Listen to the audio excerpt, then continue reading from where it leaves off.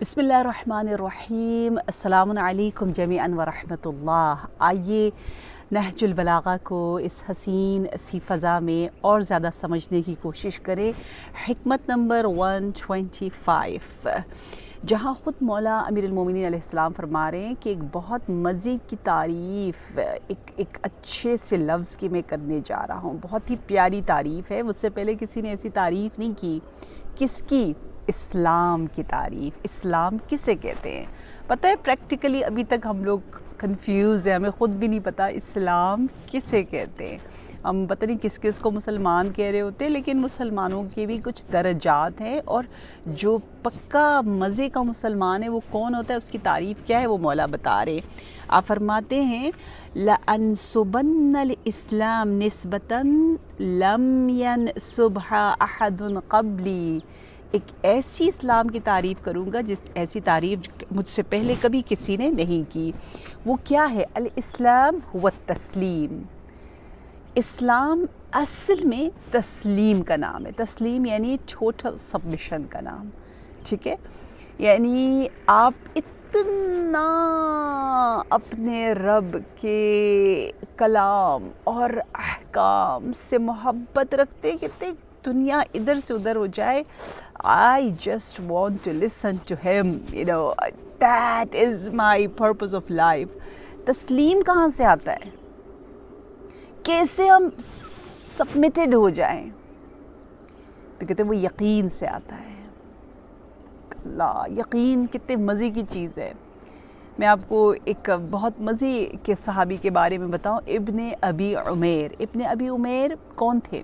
ابن ابی عمیر ایک زبردست فقیہ اور صحابی، جن کی حدیثوں کو سنی شیعہ سب مانتے ہیں، جو تھے فیبرک کا بزنس کرتے تھے، بزاز کہتے ہیں، کپڑوں کا تجارت کرتے تھے، لیکن اتنا عشق تھا اہل بیت علیہم السلام سے، اور تقریباً 90 کتابیں احادیث پر آپ نے لکھ رکھی تھی، اور احادیث پوری آپ کو اچھی طرح یاد تھی، اور بہترین سند کے ساتھ آپ نے لکھی۔ لیکن اس زمانے کے ظالم حاکم نے چاہا کہ اس کے ذریعے مولا کے محبوں کا نام جو ہے وہ جاسوسی کر کے اس کے ذریعے سے اگلوائیں، اور پھر اس طرح سے اہل بیت علیہ السلام کے محبوں پر سخت وقت آ جائے۔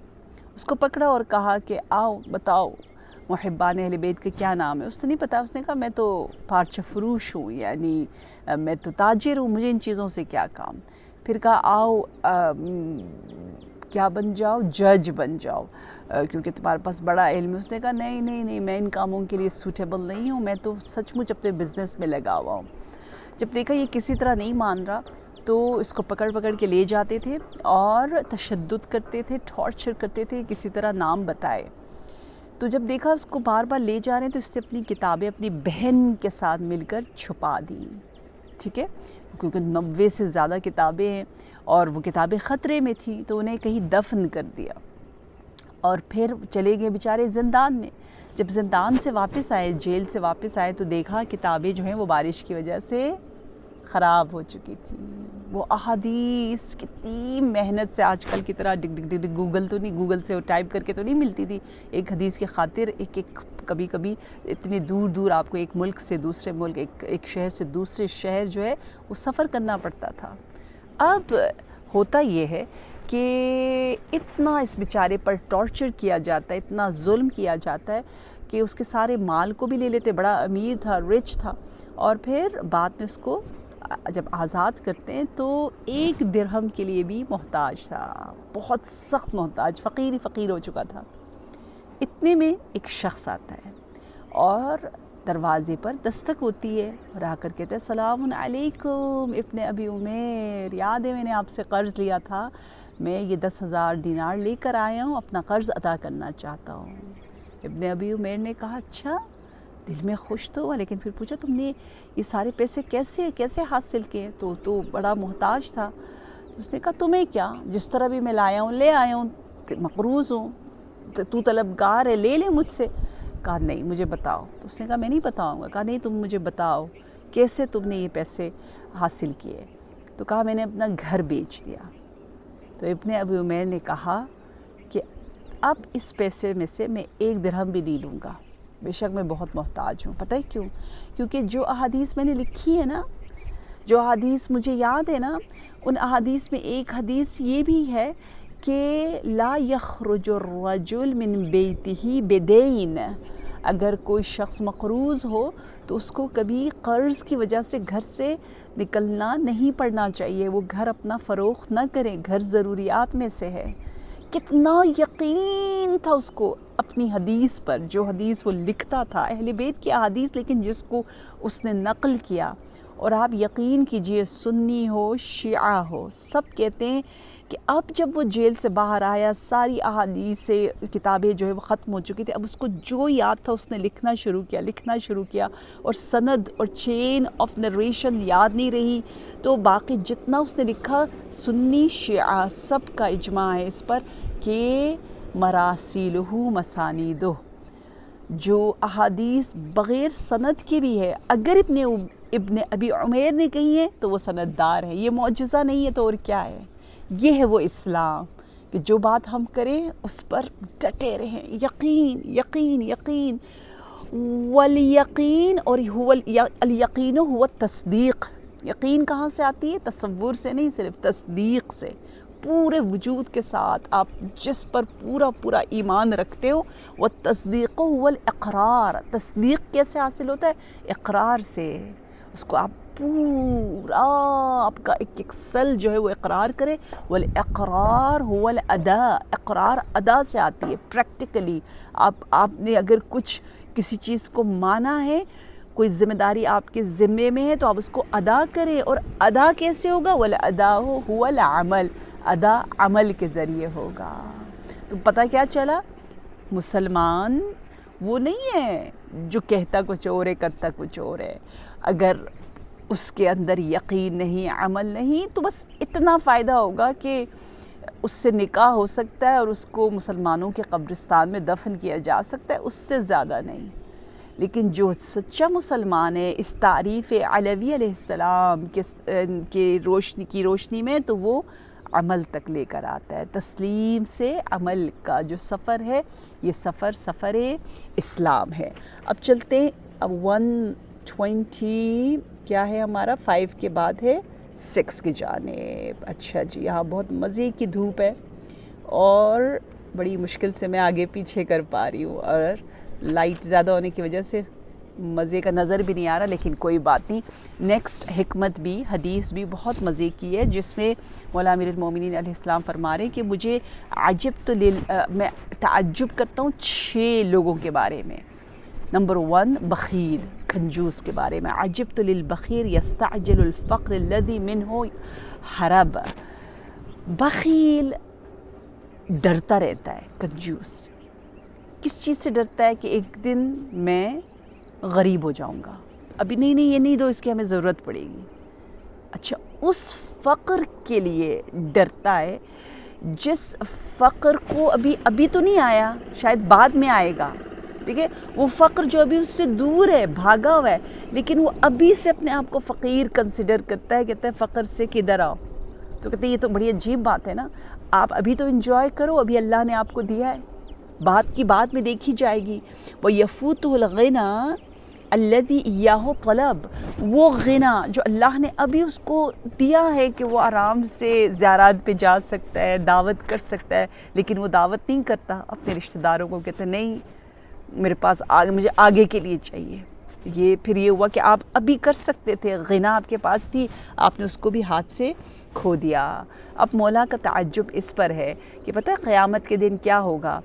یہ دنیا میں اغنیا تھا نا، غنی تھا، اغنیا کی لسٹ میں آ گیا، تو قیامت کے دن فَيَعِيشُ فِي الدُّنْيَا عَيْشَ الْفُقَرَاءِ وَيُحَاسَبُ فِي الْآخِرَةِ حِسَابَ الْأَغْنِيَاءِ، دنیا میں فقیروں کی طرح جیتا رہا، لیکن آخرت میں اس کا حساب کتاب امیروں جیسا ہوگا۔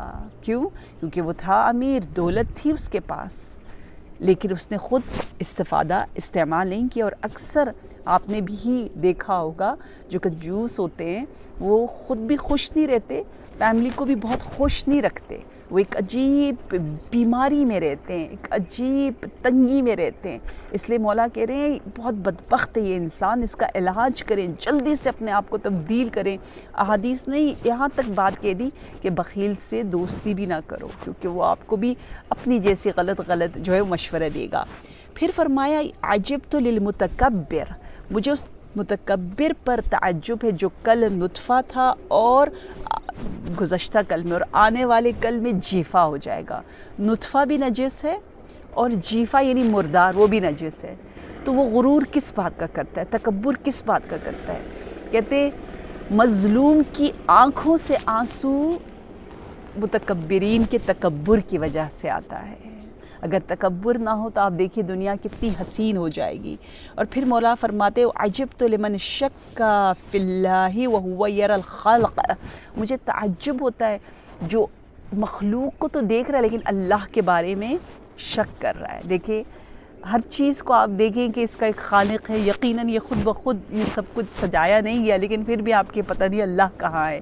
اور کہتے ہیں یہ مخلوق کے ذریعے خالق تک پہنچنا یہ کمزور ترین لیول آف انڈرسٹینڈنگ اللہ تبارک و تعالی ہے، کمزور ترین دلیل ہے توحید کی. اگر اس پر بھی وہ باقی نہ رہے تو پھر وہ کہاں جائے گا. اور پھر مولا فرما رہے ہیں عجبت لمن نسی الموت وہو یری الموت، موت کو کیسے بھول جاتا ہے جبکہ وہ بہت سے لوگوں کو مرتے ہوئے دیکھتا ہے. ہم نے اپنی دادی دادا نانا نانی کی موت کو کسی ایک کو تو ہم نے دیکھا ہے. بعض کے والدین دنیا سے چلے گئے، وہ چلے گئے، آج آپ نے انہیں دفن کیا، کل آپ کو کوئی اور دفن کرے گا، تو پھر کیسے آپ موت کو بھول جاتے ہو؟ کہتے سمجھدار وہ ہے جو موت کو فراموش نہیں کرتا. عجبت لمن انکر النشأۃ الاخری وہو یری النشأۃ الاولی، نشأہ اولا یعنی جب ہم پیدا ہوئے، یہ تو ہم سب کو پتہ ہے کہ ہم نہیں تھے اور آ گئے.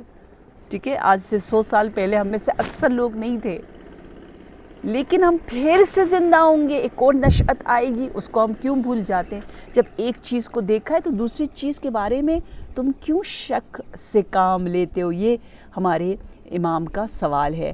عجبت لعامر دار الفناء و تارکی دار البقاء، آخری تعجب میرے مولا اس انداز سے کر رہے کہ مجھے تعجب ہوتا ہے اس پر جو دار فنا کی تعمیر میں لگا ہوا ہے، جس کو بہت زیادہ احساس ہے کہ جی میں اس چوٹی پہ گھر بنا دوں، وہاں گھر بنا لوں، یہ کر لوں وہ کر لوں، اور اسی فکر میں رہتا ہے. لیکن آخرت کے بارے میں اگر کچھ کہا جائے تو اس کا یقین بالکل زیرو ہے. دار بقا کو نیگلیکٹ کر رہا ہے اور دار فنا کے بارے میں اس کا فوکس ہے. تو ایسا شخص نہ صرف مولا امیر المومنین کے لیے باعث تعجب بن جاتا ہے بلکہ عام شخص بھی ایسے شخص کو دیکھ کر شاید حیران ہوتا ہو. مولا ہم سب کو جگانا چاہ رہے، پروردگار عالم ہمیں توفیق دے کہ ہم ہمیشہ خالق کا نور ہر جگہ دیکھ سکیں.